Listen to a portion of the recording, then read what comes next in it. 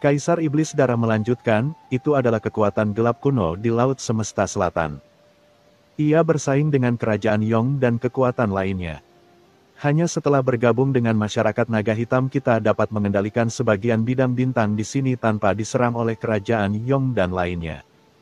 Penindasan kekuatan. Qin Chen mengangguk, itu saja. Anda tidak perlu menyerahkan semua sumber daya Anda kepada saya. Ikuti saja aturan alam semesta kerajaan Buddha Nando bagi saya. Ada lebih dari 200 bidang bintang. Mulai sekarang, Anda adalah putra saya. Jika Anda memiliki kesulitan, Anda dapat memberitahu saya kapan saja dan saya akan menjaga Anda tetap aman. Setelah mengatakan ini, Qin Chen mengangkat tangannya. 3 rune jalan mengembun seketika dan jatuh ke tangan ketiga orang itu. Ini adalah jimat Dao Agung yang telah saya kental. Anda dapat mengirim pesan kepada saya. Jika Anda dalam bahaya, saya akan datang, kata Qin Chen dengan tenang.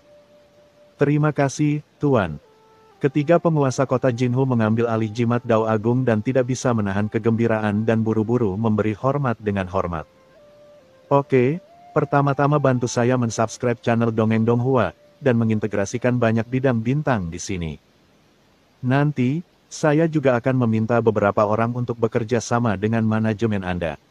Setelah Qin Chen selesai berbicara, dia melihat ke Saroye dan berkata, dan Anda, saya akan tetap di sini bidang bintang ini untuk sementara waktu terlebih dahulu, dan kemudian saya akan melakukan perjalanan mengelilingi laut kosmik ini. Dan Anda akan menjadi pemandu saya. Bab 5754. Tuhan. Iya Pak. Saroye pun buru-buru berkata. Saya telah melakukan perjalanan ke banyak wilayah di Laut Semesta dalam beberapa tahun terakhir. Dan saya pasti akan bekerja keras untuk melayani Anda dengan baik, juga memiliki perasaan yang sama di hatinya. Tuan ini, apakah dia tertarik padaku? Melihat kegembiraan Saroye dan yang lainnya, Qin Chen tersenyum, berbalik dan melangkah keluar, berdengung, dan sosoknya tiba-tiba menghilang. Dari awal sampai akhir, Saroye dan yang lainnya tidak melihat bagaimana Qin Chen muncul atau bagaimana dia pergi. Fiuh, yang ini akhirnya pergi. Apakah kita memiliki di belakang panggung? Penguasa kota Jinhu dan Kaisar Iblis Darah merasakan jimat Dao Agung di tubuh mereka, dengan perasaan campur aduk di hati mereka sekarang, tidak terlihat. Tekanan yang diberikan oleh napas membuat mereka sulit bernapas dan menjadi gelisah. Mereka berdua adalah kaisar yang hebat, tetapi kekuatan dan aura seseorang 100 atau 1000 kali lebih kuat dari mereka. Mengerikan.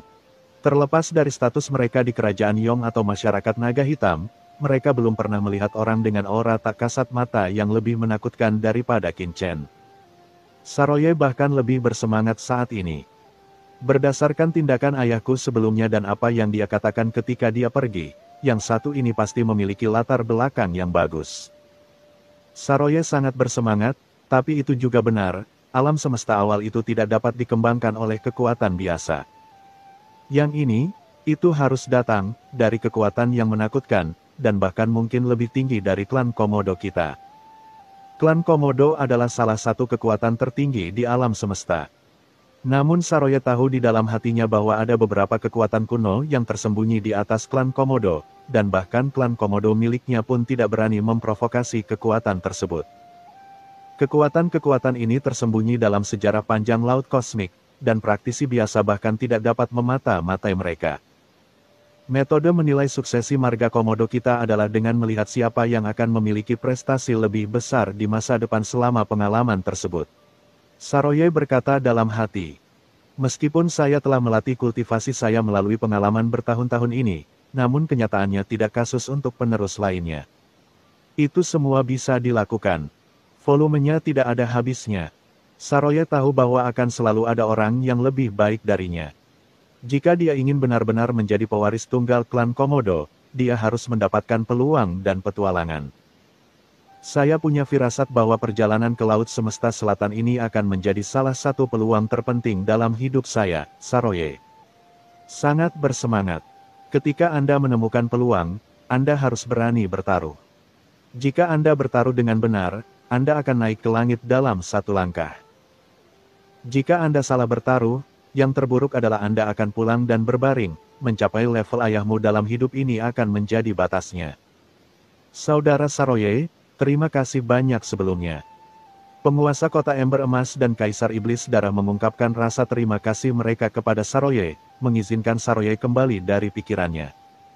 Terima kasih. Untuk apa berterima kasih? Jika kamu ingin berterima kasih, ucapkan terima kasih saja kepada orang dewasa itu. Saroye tersenyum dan berkata, ayo pergi dan tangani urusan orang dewasa itu. Proyek besar yang tidak dapat diselesaikan dalam semalam dan bahkan mungkin memerlukan manajemen yang panjang. Untungnya, penguasa kota Jinhu dan Kaisar Iblis Darah sangat berpengalaman, dan mereka juga memiliki beberapa perwira dan menteri yang cakap di bawah komandonya. Jadi masalah ini tidak menjadi masalah.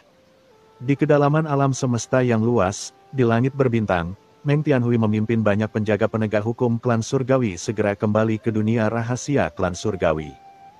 Komandan, Pangula itu bertindak terlalu jauh. Klan surgawi saya telah berada di lautan kosmik selama bertahun-tahun.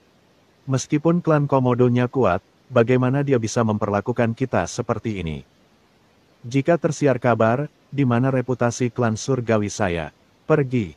Itu benar, tolong laporkan kepada tetua klan sesegera mungkin, Tuan Komandan. Masalah ini tidak boleh ditoleransi seperti ini. Banyak penjaga penegak hukum berkata dengan agresif.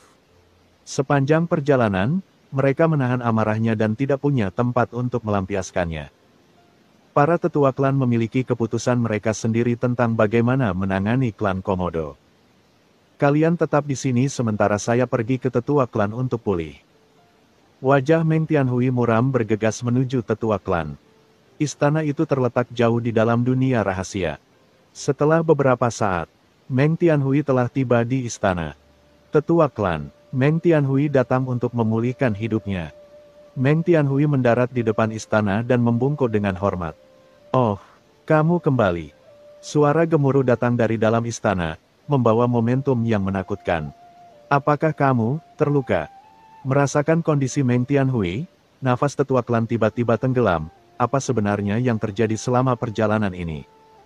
Apakah benar-benar ada seseorang yang berani menjadi musuh klan surgawiku? Siapa itu? Petik 2. Ledakan. Di istana, aura niat membunuh yang mengerikan tercurah seperti lautan luas, menyebabkan suara gemuruh yang keras. Meng Tianhui buru-buru memberi hormat dan berkata, tetua klan Hui adalah Pangula dari klan Komodo. Dia segera menceritakan keseluruhan cerita tentang situasi sebelumnya. Pangula itu keterlaluan. Dia menolak memberi saya apapun. Klan surgawi wajah. Meng Tianhui menundukkan kepalanya, tetapi ada kemarahan yang tak ada habisnya di matanya. Klan Komodo, suara sesepuh itu terhenti, menunjukkan sedikit kesungguhan. Dia tidak lagi mudah tersinggung seperti sebelumnya. Itu terlalu sombong. Ia merupakan salah satu orang kuat dari marga Komodo. Di antara marga Komodo, mirip dengan sesepuh, perkataan dan perbuatannya cukup mewakili marga Komodo. Untuk seorang penguasa kota kecil di kerajaan Yong, dan seorang kaisar kecil yang jahat di Laut Semesta Selatan, Pangula ini bahkan tidak segan-segan menyinggung klan surgawinya. Ada apa dengan dia? Saya sudah tahu tentang masalah ini, silakan minggir dulu, kata tetua klan dengan suara yang dalam. Tetua klan, Meng Tianhui mengangkat kepalanya dengan cepat, apa maksud tetua klan dengan ini? Apakah ini berarti Anda tidak ingin membalas dendam? Biarpun aku tidak bisa menyinggung Pangula dan membunuh Saroye, tidak bisakah aku membunuh penguasa kota Jinhu dan Kaisar Iblis Darah? Bagaimana klan surgawinya bisa begitu tidak tahu malu? Itu urusan marga Komodo. Itu bukan lagi sesuatu yang bisa Anda dan saya putuskan. Saat ini, kita harus melaporkannya kepada Tuhan dan menyerahkan kepadanya untuk mengambil keputusan. Tuhan, Meng Tianhui terkejut. Tuhan adalah pemimpin klan surgawi dan salah satu orang paling berkuasa di seluruh klan surgawi. Ya, Meng Tianhui tidak berani mengatakan apapun dan segera berbalik dan pergi. Segera, sesosok tubuh keluar dari istana dan menghilang, menuju lebih dalam ke dunia rahasia klan surgawi. Di kedalaman alam rahasia klan surgawi, di langit berbintang, sebuah menara tinggi berdiri ratusan juta mil tingginya, dikelilingi oleh aura warna-warni yang tak terhitung jumlahnya. Menara surga, harta inti klan surgawi. Saat ini, seorang lelaki tua tiba-tiba muncul di depan menara. Itu adalah tetua klan itu. Lelaki tua itu berjalan menuju menara. Ketika dia mendekati menara, seorang wanita berjubah merah tiba-tiba menghentikan lelaki tua itu. Wanita berjubah merah itu memiliki pedang berdarah yang tergantung di pinggangnya. Matanya dingin, seperti genangan air, dan dia menatap dingin ke arah orang tua di depannya. Pria tua itu buru-buru mengangkat tangannya dan berkata, "Hong Fei, tolong temui Tuhan." Wanita berbaju merah itu menggelengkan kepalanya sedikit.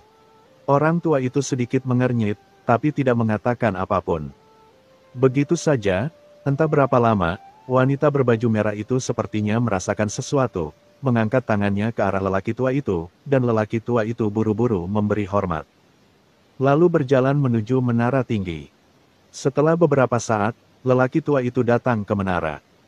Ketika dia masuk, dia melihat seorang wanita mengenakan jubah putih, berbaring di tempat tidur empuk, memegang sepotong batu giok di tangannya. Kekuatan kuno jalan mengalir pada rune yang berisi nafas inti tertinggi alam semesta. Setiap rune seperti dunia. Lelaki tua itu buru-buru membungkuk dalam-dalam dan berkata dengan hormat, "Saya telah bertemu Tuhan." Wanita itu mengangguk sedikit, bahkan tanpa memandang lelaki tua itu, dan hanya berkata dengan ringan, "Ada apa? Katakan padaku." "Iwagu dari klan Komodo lah." Saat dia mengatakan itu, dia menceritakan secara singkat apa yang terjadi. Setelah mendengarkan, wanita itu hanya mengangguk tanpa ekspresi apapun. Pria tua itu menunggu sebentar, tetapi hatinya gelisah. Setelah menunggu lama, melihat Tuhan masih melihat pemandu batu giok di tangannya tanpa ekspresi apapun, lelaki tua itu ragu-ragu sejenak dan mau tidak mau berkata, "Ya Tuhan, masalah ini." Wanita itu tiba-tiba meletakkan pemandu batu giok dan menatap lelaki tua itu. Pria tua itu buru-buru menundukkan kepalanya. Wanita itu memandang lelaki tua itu dan berkata dengan tenang, "Tetua dari 3 suku, Anda juga seorang lelaki tua dari klan surgawi saya. Anda telah memberikan kontribusi besar kepada klan surgawi saya. Tahukah Anda asal-usul pemandu giok di saya tangan?" Orang tua itu berkata dengan tergesa-gesa. "Pemandu batu giok ini, seharusnya terbentuk setelah Tuhan Allah memimpin klan surgawi kita untuk menghancurkan alam semesta kecil di era terakhir. Dan kemudian sepenuhnya menyempurnakan alam semesta kecil itu berisi kekuatan aturan asli alam semesta kecil itu. Sekilas, dengan memahaminya, Anda dapat memiliki pemahaman yang lebih dalam tentang aturan asli laut kosmik." Wanita itu berkata dengan ringan, "Kalau begitu, tahukah Anda itu alam semesta kecil ini jelas berada di bawah komando kekuatan lain di laut kosmik, tanah leluhur angin ilahi, jadi mengapa ia dihancurkan oleh klan surgawi saya?" Orang tua itu tertegun dan berkata, "Itu karena alam semesta kecil itu terlalu lemah dan nilainya tidak mencukupi. Kaisar Kamikaze tidak berani menjadi musuh klan surgawi kita karena alam semesta yang kecil. Lalu kali ini, apakah menurutmu emas di mulutmu apakah Tuan Kota Hu dan Kaisar Setan Darah Kuat?" Lanjut wanita itu. "Seharusnya tidak terlalu berharga, kan?" Orang tua itu ragu-ragu dan berkata. Wanita itu berkata dengan enteng, "Kalau begitu katakan padaku, mengapa Pangula ingin melindungi kedua orang ini?" Dan dia tidak segan-segan mengatakan bahwa seluruh marga Komodo adalah musuh kita. Orang tua itu ragu-ragu, lalu menggelengkan kepalanya. Ini. Bawahan juga bingung. Wanita itu berkata dengan dingin, "Kamu sangat marah sehingga kamu tidak bisa melihat masalah ini secara rasional. Pangula itu tidak mau menjadi musuh klan surgawi saya karena masalah sepele ini tidak lebih dari 2 hal. Alasan pertama adalah sengaja mengincar klan surgawi kita, agar kita bisa mencari alasan kedua. Adalah klan surgawi kita tidak pernah berselisih dengan klan Komodo, jadi ini jelas alasan kedua, menguntungkan. Di bidang bintang terpencil itu, keuntungan apa yang bisa didapat?" Bab 5755. Seseorang bereinkarnasi. Wanita itu berkata dengan tenang, "Kalau saya bicara keuntungan, ada banyak jenisnya. Ada jenis keuntungan, ada keuntungan finansial dan materi, ada jenis keuntungan, yaitu manfaat dari segi koneksi dan latar belakang, dan ada jenisnya. Manfaat, yaitu peluang dan manfaat masa depan. Bidang bintang itu sangat tandus, dan jelas tidak mungkin memiliki kepentingan finansial dan material. Penguasa kota Jinhu dan Kaisar Iblis Darah tidak memiliki latar belakang. Jelas sekali, kemungkinan besar keduanya tidak sama. Wanita itu menyipitkan matanya. Katakan padaku, kesempatan seperti apa yang membuat Pangula tidak ragu-ragu menjadi musuh klan surgawiku? Ekspresi lelaki tua itu berubah, apakah ini tidak mungkin? Peluang macam apa yang bisa ada di tempat seperti itu? Wanita itu dia berkata dengan tenang, hal mustahil apa yang bisa terjadi di dunia ini. Faktanya, apa yang disebut peluang itu mungkin bukan milik Pangula. Peluang, dan mungkin bukan peluang klan Komodo. Saya ingat putra Pangula, Saroye, dia juga salah satu pewaris klan Komodo, kan? Benar, wanita itu menyipitkan matanya. Karena Iwagula mendukung Saroye itu mungkin terkait dengan Saroy saat ini. Jika Anda memikirkan apakah Ye dapat mewarisi klan Komodo di masa depan, bukankah itu lebih masuk akal? Orang tua itu berkata sambil berpikir, yang dimaksud Tuhan adalah pemimpin zombie. Kerajaannya adalah Komodo, ujian Saroye oleh klan binatang. Dan agar putranya mewarisi klan binatang Komodo, saya bersikeras menjadi musuh klan surgawi kita. Memikirkan hal ini, lelaki tua itu benar-benar tercengang. Ya, itulah alasannya. Kalau dikaitkan dengan apakah anaknya bisa mewarisi marga, maka apapun yang dilakukan Pangula akan dijelaskan. Ya Tuhan, dalam hal ini, Pangula itu hanyalah seekor rubah yang berpura-pura menjadi harimau. Bagaimana dia bisa menggunakan seluruh kelompok etnis untuk menjadi musuh klan surgawi saya karena urusan putranya? Suaranya, dengan tatapan tajam di matanya. Wanita itu melirik lelaki tua itu dan berkata, benarkah aku telah memberitahumu dengan sia-sia sebelumnya? Lelaki tua itu tertegun. Kalau begitu Pangula tidak menganggap serius klan surgawi kita, Tuhan, bukankah begitu? Wanita itu berkata dengan enteng, Anda ingin berbicara tentang masalah wajah, bukan? Pria tua itu mengangguk. Wanita itu berkata dengan enteng, apa yang saya katakan sebelumnya hanyalah sebuah kemungkinan. Pernahkah Anda memikirkan kemungkinan jika Pangula melakukan ini bukan karena warisan putranya, tetapi karena sebenarnya ada kekuatan kuno dan besar di balik bidang bintang itu? Dicakup oleh kekuatan ini jauh melebihi klan surgawi kita, dan bahkan sangat kuat sehingga Pangula dari klan binatang Komodo tidak punya pilihan selain melangkah maju. Orang tua itu tercengang. Wanita itu memandangnya, apakah menurut Anda ini tidak mungkin? Pria tua itu mengangguk dan berkata dengan ragu-ragu, kekuatannya jauh melebihi klan surgawi saya. Hanya ada segelintir kekuatan seperti itu di seluruh alam semesta, dan mereka akan melakukannya, tinggal di tempat terpencil seperti itu. Tanah, wanita itu berkata dengan enteng, tetapi bagaimana jika itu terjadi? Meski hanya 1 dalam 1 miliar, itu bukan tidak mungkin. Lelaki tua itu tampak jelek dan tidak berkata apa-apa. Dia mengerti maksud Tuhan setelah ini terjadi, bukan tidak mungkin. Sungguh, klan surgawinya secara misterius telah menyinggung kekuatan kuno, dan jika dia mencari masalah dengan pihak itu, dia akan mati sendiri. Tapi apakah ini benar-benar mungkin? Pemimpin kerajaan mayat hanyalah seorang lelaki kecil yang merupakan pengikut klan surgawi kita. Kematiannya tidak signifikan. Itu hanya masalah sepele dan tidak memiliki kepentingan inti dengan klan surgawi kita. Tetapi jika itu karena orang ini, kita harus jika kamu ingin bertarung dengan klan Komodo demi apa yang disebut wajah, bukankah itu bodoh? Wanita itu melihat ke arah langit di kejauhan. Orang tua itu membungkuk dalam-dalam, apa yang Tuhan katakan benar sekali. Bawahankulah yang ceroboh. Wanita itu tersenyum dan berkata, dunia ini bukan tentang berkelahi dan membunuh, ini tentang sifat manusia. Orang yang tidak memiliki latar belakang dan tidak ada hubungannya dengan kami akan diintimidasi. Bahkan jika mereka dihancurkan, kami akan menindas mereka. Tidak masalah jika dia membunuh seluruh keluarganya. Yang paling bisa dia katakan adalah, jangan menindas orang miskin. 30 tahun di Hedong, 30 tahun di Heksi. Diperkirakan ketika dia meninggal, dia masih akan berbicara tentang balas dendam seorang pria.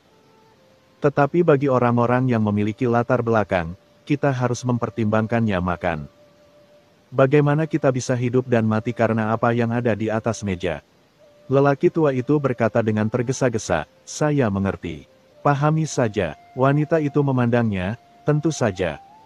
Kami tidak peduli apapun dan awasi Saroye untuk melihat apakah ada peluang untuk melakukan sesuatu yang kecil dengannya. Selama kita tidak membunuhnya, kita diam saja. Tidak apa-apa untuk secara diam-diam menciptakan beberapa hambatan yang tidak disadari dalam perjalanan menuju warisannya.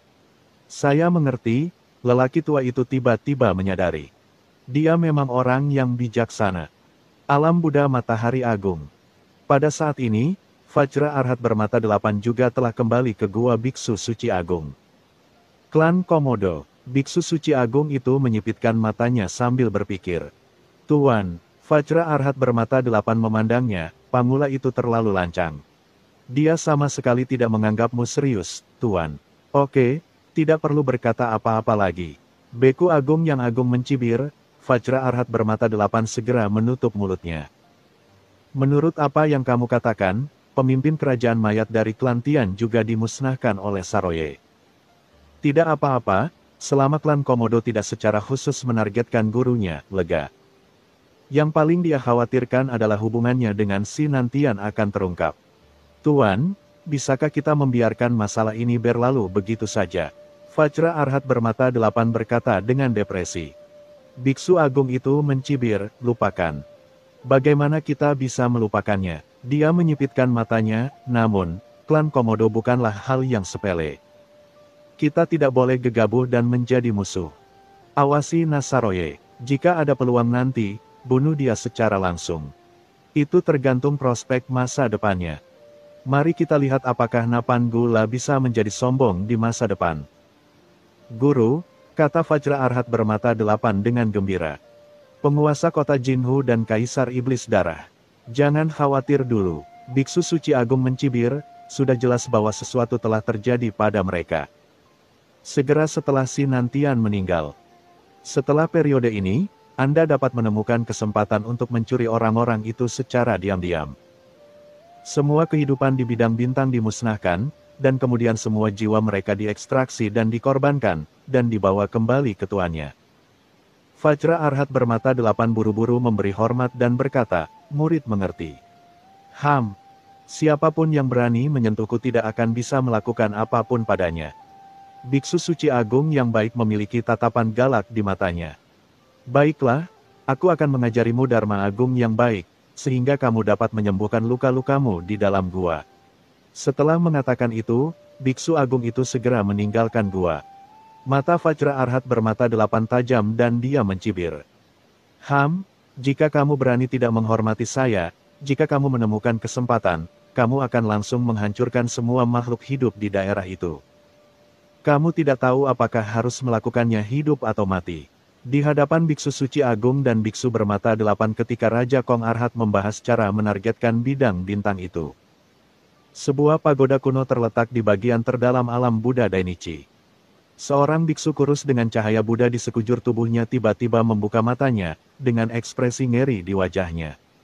Ledakan, di matanya, kitab Buddha yang tak terhitung jumlahnya mengalir, dan bahasa Sanskerta dinyanyikan dengan suara menggelegar.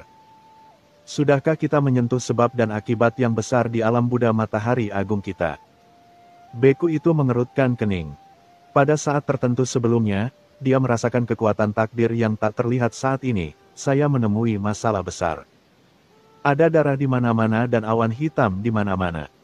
Dengan sebab dan akibat yang begitu besar, musuh kuat macam apa yang dihadapi oleh alam Buddha Matahari Agung kita. Biksu itu membuka matanya dan melihat ke dalam kehampaan yang tak berujung, seolah-olah dia sedang merasakan sesuatu. Tiba-tiba, biksu itu tiba-tiba membuka matanya, dan dengan keras, seluruh pagoda langsung berubah menjadi bubuk.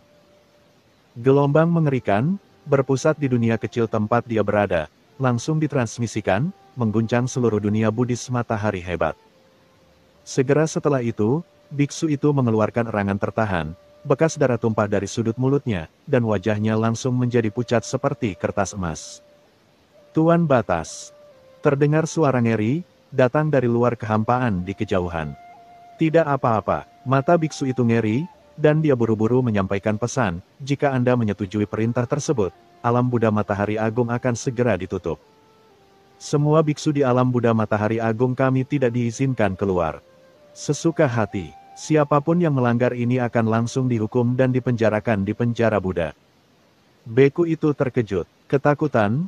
Pada saat pelantikan sebelumnya, dia merasakan kekuatan yang sangat menakutkan datang, yang merupakan keberadaan yang tabu dan tidak dapat disentuh. Sebab dan akibat harus diputus. Tutup gerbang gunung. Tiba-tiba, di bawah pandangan semua biksu yang tidak dapat dipercaya, penghalang di seluruh alam Buddha matahari besar perlahan-lahan tertutup. Alam semesta awal. Qin Chen dan rombongannya kembali ke Suhai lagi. Teman kecil Qin Chen, kaisar ini sudah keluar dari masalah dan tidak akan tinggal di sini lebih lama lagi di masa depan. Kaisar kuno memandang Qin Chen dan yang lainnya dan berkata, "Senior, apakah kamu meninggalkan alam semesta asli?" Qin Chen terkejut. "Saya telah terjebak di sini selama bertahun-tahun. Sekarang setelah saya keluar dari masalah, sekarang saatnya keluar berjalan-jalan dan bertemu dengan beberapa teman lama saya di masa lalu." Kaisar kuno menyipitkan matanya dan tersenyum, "Dan kalian, anak muda juga. Lebih sering keluar dan melihat lebih banyak di alam semesta juga akan membantu terobosan kalian di masa depan." Tapi di sini, Qin Chen sedikit khawatir. Kaisar kuno telah pergi, dan dia juga akan pergi nanti. Setelah alam semesta awal diserang oleh orang luar, saya khawatir. Jangan khawatir, saudara-saudara di bawah komando saya masih harus berlatih di sini selama beberapa tahun. Dengan mereka yang duduk bertanggung jawab, kebanyakan orang yang berani datang hanya akan mencari kematian. Kaisar kuno tersenyum dan berkata, "Selain itu, sekarang dunia bawah dan alam semesta awal telah terintegrasi, orang-orang kecil di dalam juga dapat memasuki alam semesta awal. Untuk membelamu melawan musuh." Senior berkata bahwa kaisar dunia bawah dan yang lainnya, hati Qin Chen tergerak. Orang-orang kecil ini sekarang menyatu dengan Yin dan Yang, dan mereka mungkin tidak memiliki harapan untuk memasuki alam kaisar ilahi di masa depan. Akan sangat bermanfaat juga bagi mereka untuk lebih sering mengunjungi dunia matahari. Kaisar kuno mengangguk dan tersenyum. Qin Chen menghela nafas lega. Jika ada patung batu undet yang kuat dan Kaisar Netherworld serta 4 kaisar besar lainnya duduk di sini, tidak ada yang perlu dikhawatirkan. Pada saat ini, di mana dunia bawah bergabung dengan alam semesta asli, kekuatan reinkarnasi yang tak terlihat tiba-tiba datang. Itu. Qin Chen menoleh dengan terkejut, seseorang bereinkarnasi dari dunia bawah di alam semesta asli.